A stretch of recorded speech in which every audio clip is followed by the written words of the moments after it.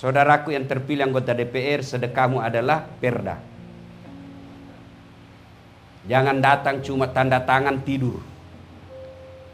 Ada perda yang mau dibikin di lobi sama pengusaha, kau benarkan.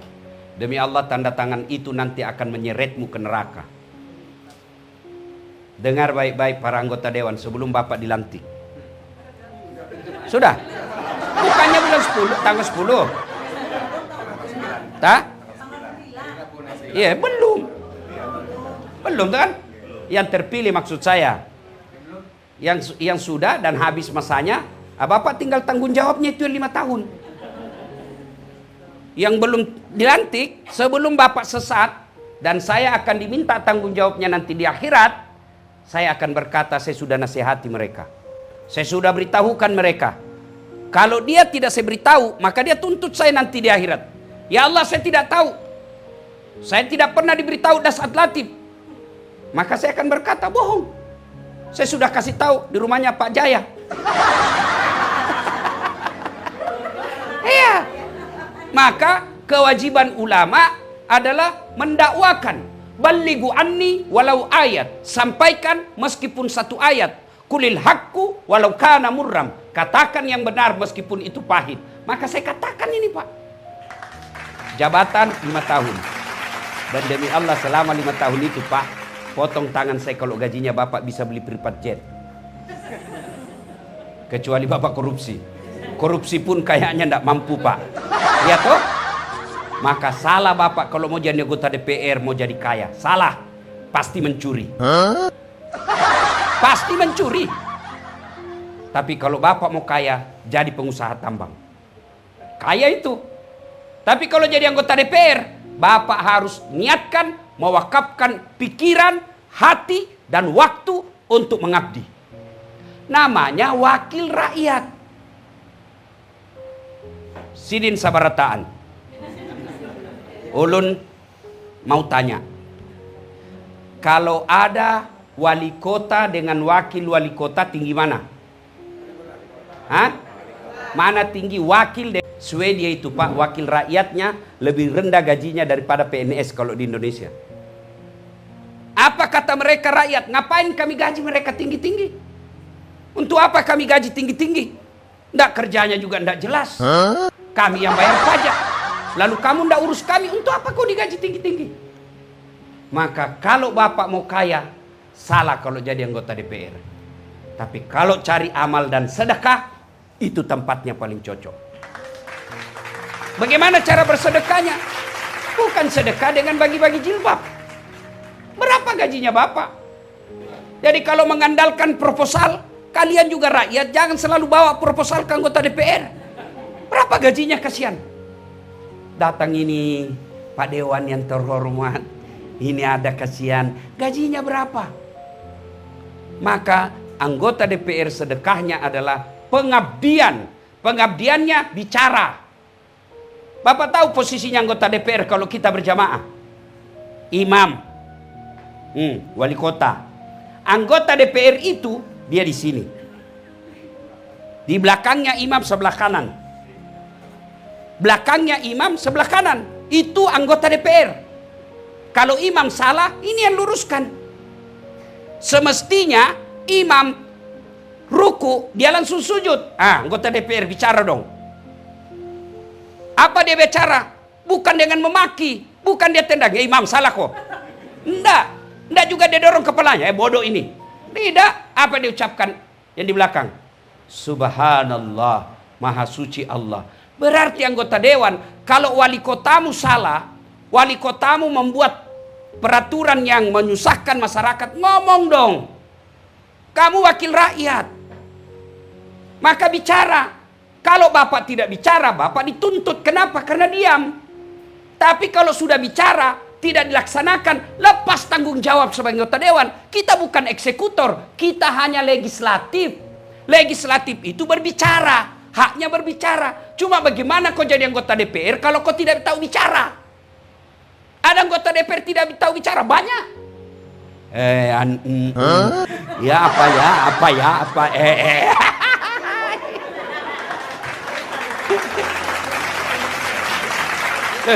Benar Pak.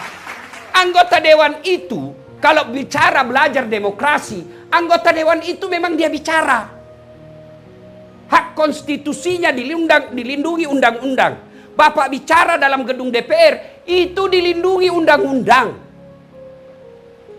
Maka kalau berbicara, bela hak rakyat, jangan diam. Saudara dipilih bukan di lotre, meski kami tak kenal siapa saudara. Kami tak peduli karena suara diam, suara suara ha. Itu kan dibilang Iwan Fals, wakil rakyat bukan terusnya merakyat. Jangan tidur waktu sidang soal rakyat. Sudah digaspol hari ini. Untung Bapak ada di sini. Untung Bapak hadir. Supaya apa? Ada peringatan. Inilah yang disebut amar ma'ruf nahi mungkar. Inilah yang disebut saudara sejalan, seiring seperjuangan. Inilah yang disebut watawasau bil haq watawasau bis sabar. Nah, cuma salahnya anggota dewan kita prestise, gengsi, wibawa. Mau dibilang anggota dewan, itauwah. Kalau orang di Sulawesi, itauwah. Anggota dewan, itauwah. Wih, hebatnya. Meskipun tidak tahu itu bicara. Dewan, ngomong Pak. Saya menyarankan kepada anggota DPR, senjata paling ampuh Bapak adalah ngomong. Dialog. Wakil rakyat, penyambung lidah rakyat. Apa maunya rakyat, Bapak ngomong. Maka saya sarankan kepada Pak Jaya, anggota DPR Nasdem setingkat provinsi, kumpul mereka, latih mereka public speaking. Latih mereka berbicara. Bagaimana meyakinkan? Itu kerjaan saya, Pak. Bapak lihat saya ceramah. Coba lihat ceramah saya. Hampir semua golongan senang.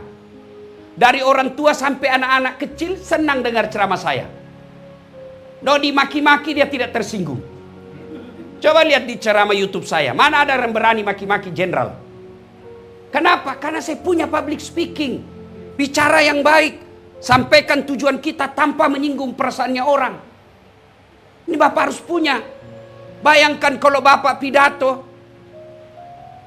kampanye, meyakinkan orang. Insya Allah. Kalau niatnya membela rakyat, Bapak di penjara sekalipun jihad. Itulah penjara seperti yang dialami oleh Nabi Yusuf. Maka Bapak-bapak Dewan yang mulia, jadikan jabatan sebagai anggota Dewan sedekah buat rakyat. Bayangkan kalau Bapak bikin, kan DPRD itu punya 3 fungsi. Pertama namanya fungsi legislasi, membikin undang-undang kalau dia DPR. Kalau dia di daerah DPRD namanya, Perda namanya, dia yang bikin. 2 itu ada hak inisiatif, ada hak dari pemerintah masukan. Wali kota masukan dipelajari, dilihat. Maka disebut Ramperda, rancangan peraturan daerah. Anggota DPR punya inisiatif sendiri. Ini bikin, lalu diajukan, diterima, ketok palu, tak, pemerintah laksanakan, diawasi oleh Satpol PP. Itu satu, hak legislatif.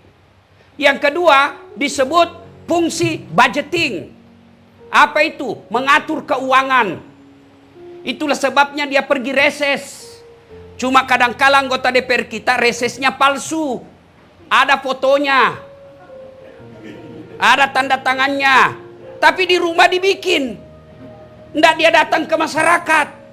Masyarakat juga goblok. Kenapa kau tanda tangan?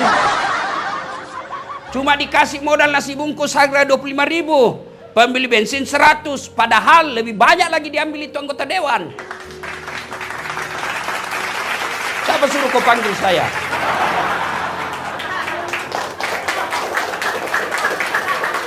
Jangan marah Pak ya, jangan marah Pak. Supaya Bapak punya bekal. Itulah sehingga pergi reses. Dia pergi reses itu menerima aspirasi. Pak Desa, apa yang kau butuhkan di sini? Kan namanya reses itu Bapak datang ke dapil. Datangnya pun diongkosi. Bapak apa? Kepala desa.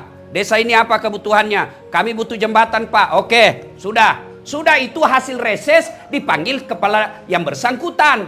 PU kalau misalnya jembatan, rumah sakit kalau misalnya kesehatan di dinas kesehatan, panggil mereka. Nih, sudah, anggalkan, bikin anggaran, sekian anggarannya. Berapa jembatan? Jembatannya berapa ongkosnya? 10 miliar. Kadangkala sudah bocor di situ. Pernah dengar ceritanya kontraktor di akhirat? Kan ini SMS-an antara penghuni surga dengan penghuni neraka. Dia bilang penghuni surga, bagaimana kabarmu di situ? Anda ada enaknya di sini. Di blender terus kita. Nggak ada kesempatan ngopi, hancur kita di sini.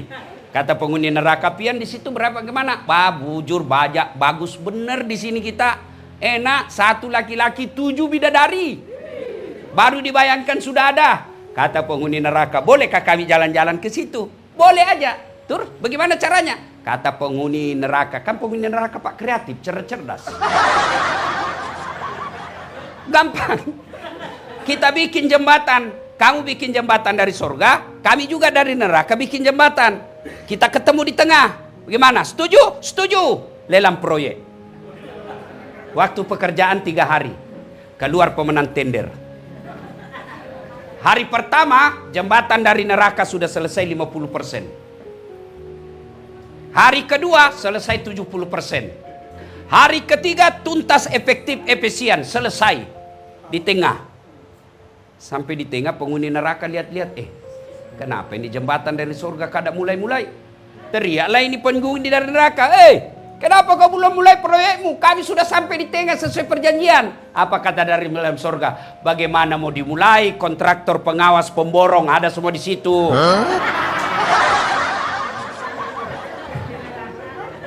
Di sini hanya penghafal Quran. Nggak tahu dia bikin kali-kali kalkulatornya selalu salah hitungan semennya. Ayo. Nah, mereka ini Pak Dewan, reses itu fungsinya menangkap aspirasi. Apa yang diinginkan di dapil kita. Sudah itu kita panggil, Bapak Dewan punya hak untuk memanggil mitra kerja namanya. Saya tidak tahu hafal betul. Komisi apa kalau pembangunan, komisi apa kalau kesehatan, komisi apa kalau ekonomi, komisi apa kalau pemerintahan. Itu sudah dibagi-bagi. Cuma kadang-kala anggota dewan dia senang komisi yang basah. Ingat Pak Dewan, di komisi yang basah itulah orang tenggelam. Sudah susun anggaran, sudah itu disebut fungsi budgeting. Yang ketiga ada disebut fungsi kontrol. Fungsi pengawasan. Pak Dewan berhak menegur pemerintah. Kenapa itu anggaranmu salah guna? Kenapa itu perda kau tidak jalankan? Bapak punya hak sebagai wakil rakyat. Tiba-tiba ada jalan ditutup, itu mengganggu masyarakat. Pak Dewan punya hak untuk menegur. Sebagai wakil rakyat, kenapa jalan itu ditutup? Tidak pernah dibicarakan di Dewan. Rakyat mengeluh dengan itu. Itu kalau Bapak lakukan seperti ini, insya Allah Bapak di dunia anggota DPR, Bapak disebut yang terhormat, di akhirat juga insya Allah sama-sama Rasulullah di akhirat. Tapi kalau Bapak hanya kejar proyek, salah gunakan reses, di dunia kau anggota dewan terhormat, di akhirat kau akan abadi dalam neraka. Pilih mana? Pilih mana?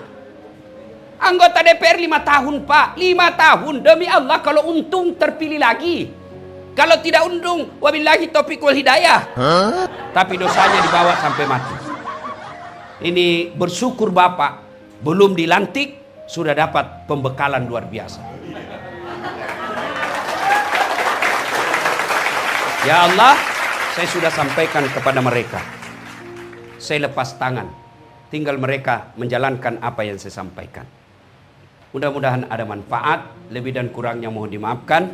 Assalamualaikum warahmatullahi wabarakatuh. Subscribe. Jangan lupa subscribe. Jangan lupa subscribe. Jangan lupa subscribe. Subscribe. Jangan lupa subscribe.